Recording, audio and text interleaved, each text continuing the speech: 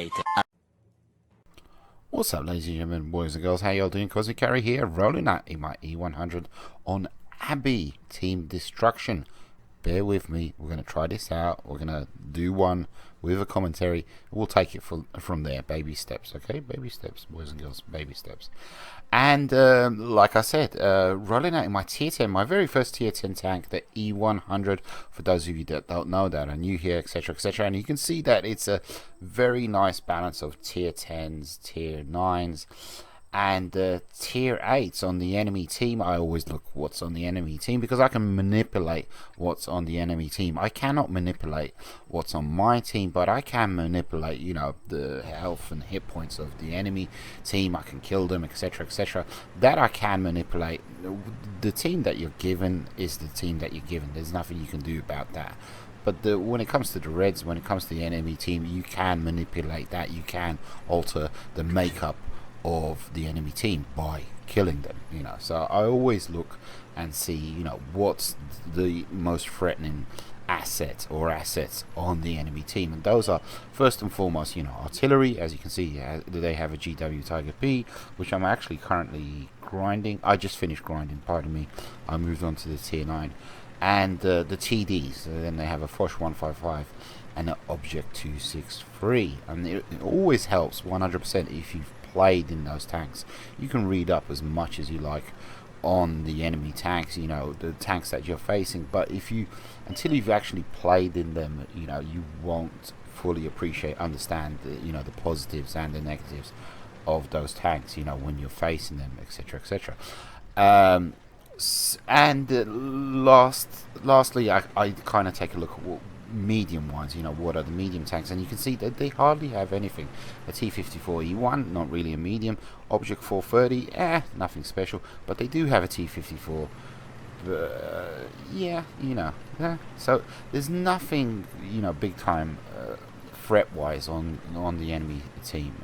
There's no waffles, there's no Death Stars, so, you know, to me, this is like a GG already kind of thing. You know, it's gonna be a good game, absolutely 100%.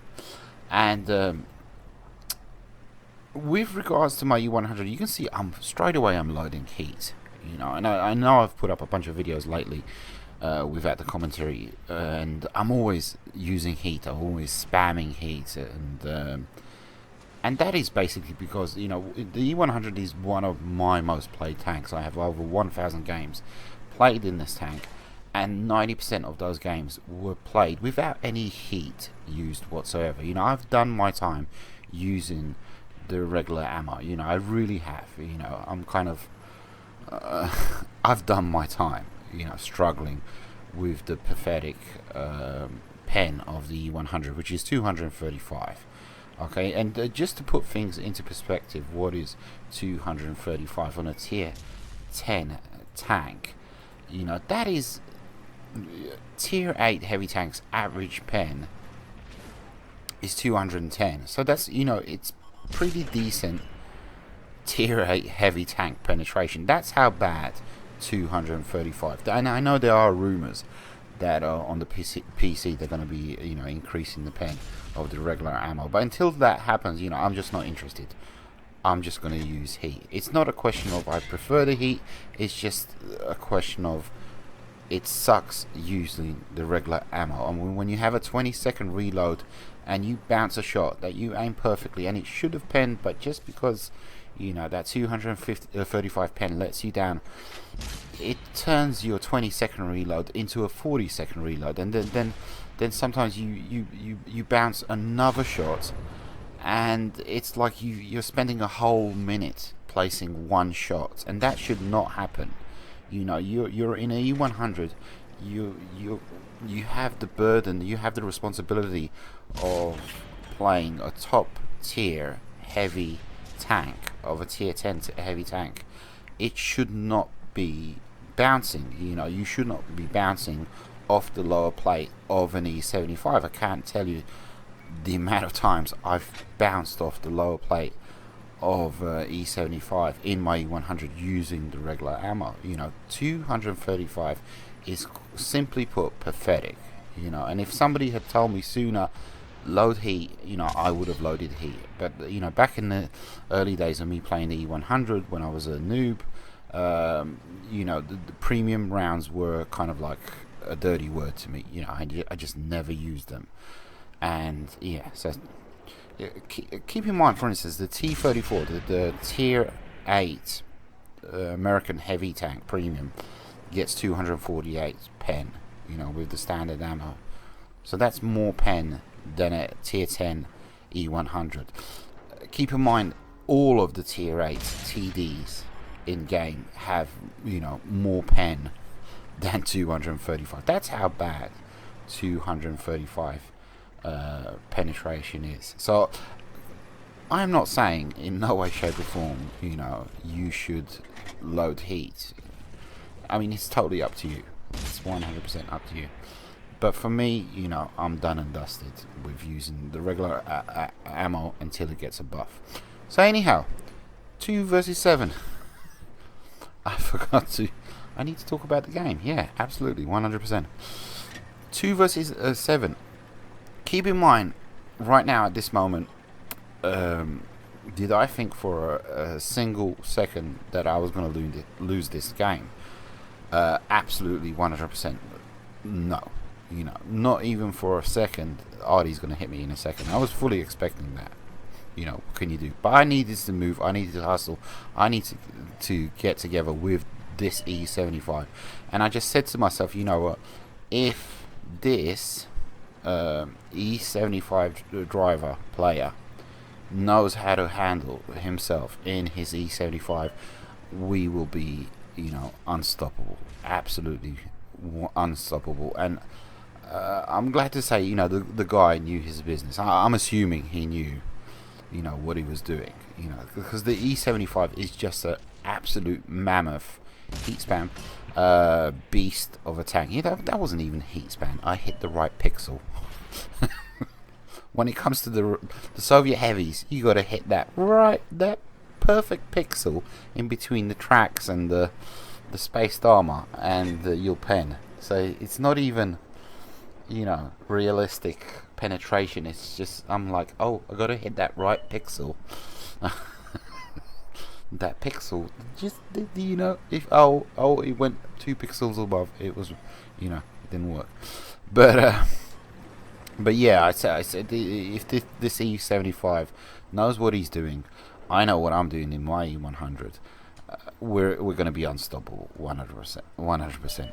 And I apologize for faffing on for most of the beginning of the video, but it needs to be said with regards to the heat ammo on the E100. Place a beautiful shot, nice high roll into the KV4. Average damage alpha is 750, of course, on the E100. And right now, all I'm worried about is Artie. That's the only thing that I'm worried about. Nice side shot into the turret of the T-54, and I take him out. KV4 almost done and dusted. And we've evened up the game. Me and this beautiful E75. Absolutely. Is the KV4? There he goes. And he gets taken out. Kudos to this guy. Big shout out to this guy. E75, GG to him. Now, when it comes to the E100, I cannot recommend a better tier 10. Truth be told, it's not that it's a fantastic tier 10. It's just that it's the most forgiving tier 10. The gun with the heat ammo, I have to admit, with the heat ammo, I mean, if the regular ammo had some kind of decent penetration, 100%, it would possibly be an OP tank. I haven't got a clue. Aren't most tier 10s kind of OP anyway, because they're tier 10? But anyhow, your hit points will carry you. The 2,700 hit points will carry you. That's one of the most forgiving factors on this tank. And when you combine that with the armor on this tank, and keep in mind, it's not the armor that will carry you, that will till the end of the game. It's the fact that you know how to angle it, you know. So if you learn how to angle your armor, and you learn how to do that well, in other words, bounce shots. You combine that with the fact that this tank gets 2,700 hit points, which used to be the number one amount of hit points until the mouse came along. And what is it?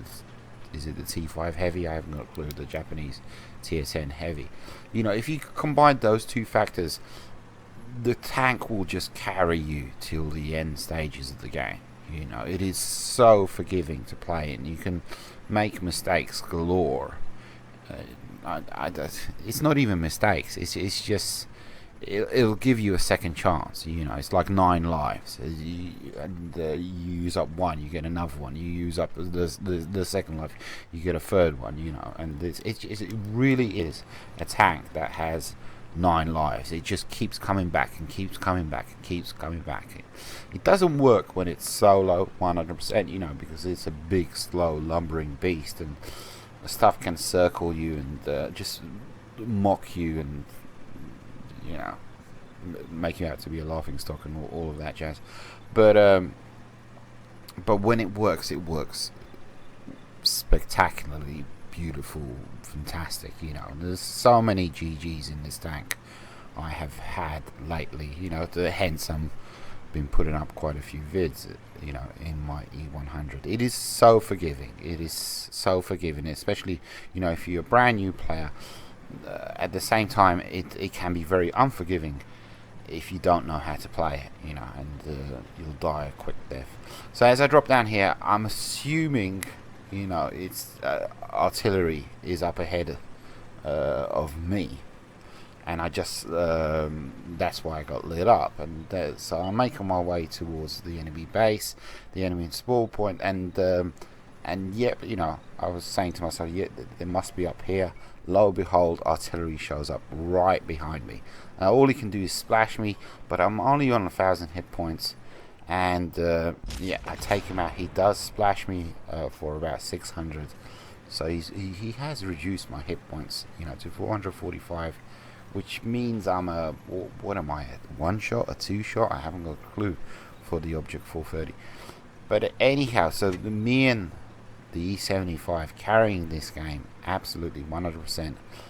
And the question is, Wargaming always changing the conditions for a victory, and I'm assuming this was going to be a victory, but I wasn't expecting to catch, you know, the Object 430. I wasn't expecting the E75 to catch, and the 430 absolutely. And so they're always changing the criteria for a victory. Sometimes it's the amount of kills, sometimes it's the amount of damage, and you know, so you're always kind of scratching your head saying, okay, are we going to win this? I'm not sure.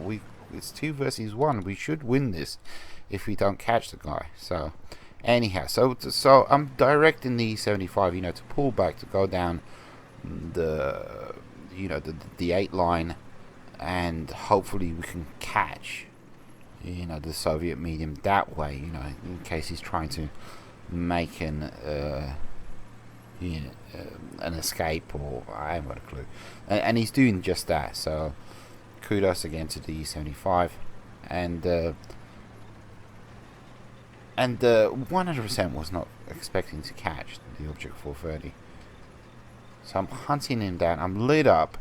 I'm assuming he was behind me, and I foolishly turned my turret, and I could have been penned here, but luckily I wasn't. So I could have easily been penned there and really put myself, you know, made myself a 1-shot for the 430. I cannot. I'm not sure, you know, what kind of alpha, what kind of gun this tank has, you know, the 430. And no, it was not going to work. He's still bouncing off me, and I'm expecting close quarters combat. So you can see I'm switching to the compass radar map, angling my turret. It's just bouncing off me like crazy, and you notice this in my games lately, where I do have the the square mini map, and I'll switch to the compass map when I get close to the enemies, because the square mini map will just, you cannot see anything when you're up close and personal. You cannot see people creeping up behind you or to your side, and they'll just appear out of nowhere, and you'll say to yourself, where the hell did you come from? So 25 seconds, can I take out the Object 430? The E-100 is coming towards it. So, the Object 430 is fully aware of this, and he's kind of deer in the headlights kind of moment, and I know I'm gonna get him. I'm not even gonna bother to shoot my gun. All I need to do is just tap the guy, and he will get taken out.